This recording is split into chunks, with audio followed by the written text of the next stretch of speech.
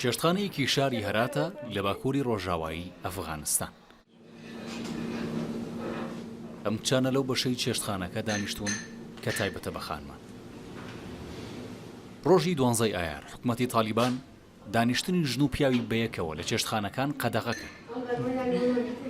بڕیارەکە خێزانیش دەگرێتەوە، واتە کوڕ و دایک خوشک و برا کچ و باوکیش بۆیان نییە بەیەکەوە دابنیشن. پێشووتر دەمانتوانی لەگەڵ خێزان و برا و هاوڕێیانمان سەردانی چێشتخانەکان بکەین و کاتێکی خۆشمان بەسەر دەبرد. بەداخەوە تالیبان سنووری زۆری لە نێوان ڕەگەزەکان دروست کردووە و ئێستا دەبێت لە 2 جێگای جیاواز دابنیشین.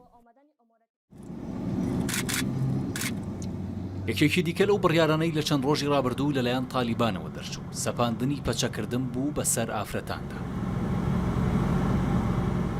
بەرپرسانی حکومەتی تالیبان دەڵێن هەموو یاسایانەی دەردەچن لەسەر بنەمای شەریعەتی ئیسلامە. پەچەکردن بەشێکە لە کولتوری ئەفغانستان و باشترین شێوازی خۆداپۆشینە بە گوێرەی شەریعەتی ئیسلام. دەبێ ڕەنگی جلەکان ڕەش بن، نابێت تەنک و تەسک بن، ئەویش بە گوێرەی شەرع.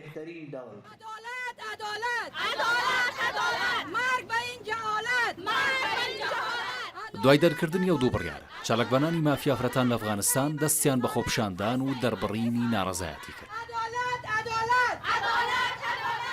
ئەوان دەڵێن جلوبەرگەکانیان پێچەوانەی بنەماکانی ئیسلام نییە و ئامادەنین بچنە ژێرباری ئەو یاسایانەوە.